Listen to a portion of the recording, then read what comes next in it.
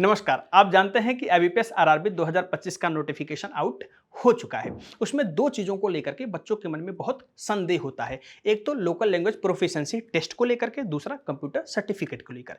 तो जहां तक बात है लोकल लैंग्वेज के बारे में, आप जिस भी राज्य से अप्लाई करते हो वहां का लोकल लैंग्वेज आपको आना चाहिए।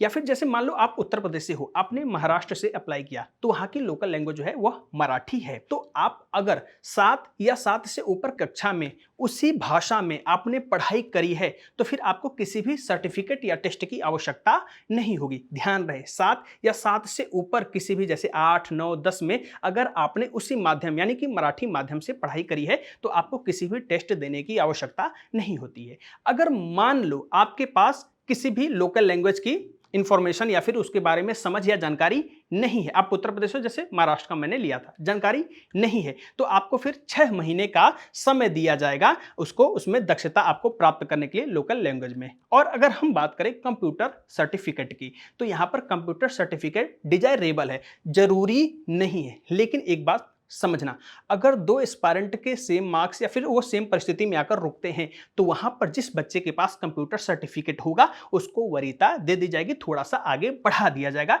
लेकिन फॉर्म भरने में या फिर किसी चीज में कंप्यूटर सर्टिफिकेट मैंडेटरी नहीं है। धन्यवाद।